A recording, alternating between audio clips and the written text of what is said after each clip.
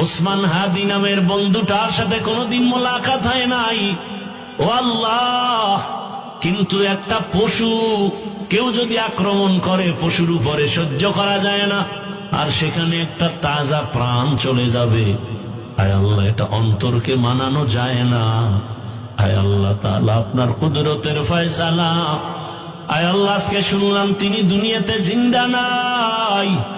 আয় আল্লাহ, তাকে শাহাদাতের মর্যাদা দান করেন। এরকম আমার কলিজার যত যুবক,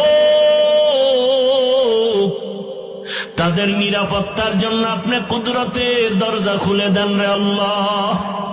আমার যুবকদেরকে দিনের খাদেম বানায় দেন। আয় আল্লাহ, প্রত্যেকটা যুবকের দেশের জন্য আপনি ঢাল বানায় দেন। আয় আল্লাহ, কত যুবকের কথা শুনলে কলিজাটা ঠান্ডা হয়ে যায়।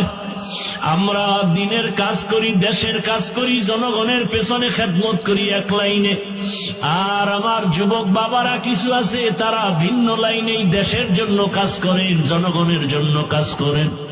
আয় আল্লাহ, দেশের দরদি, জনগণের দরদি, দ্বীনের দরদি যারা, কুদরতে তারা তাদের হেফাজত করেন। আল্লাহ, আপনি ছাড়া আমাদের আপন কেউ নাই, আপনি ছাড়া আমাদের নিরাপত্তা দেওয়ার কেউ নাই। হায় আল্লাহ, ফেরেশতার দ্বারা নিরাপত্তার ব্যবস্থা করে দেন আল্লাহ। আর যেন কানে না শুনি, যুবক নাই, তাজা প্রাণ ঝরে পড়েছে। আমার এই পবিত্র বাংলাদেশ, এত মসজিদ, মাদ্রাসা, আলেম ওলামা, এত জিকিরের আওয়াজ, আজানের আওয়াজ, এরপরও কেন এত বড় বড় জুলুম হবে বুঝতে পারি না রে মালিক।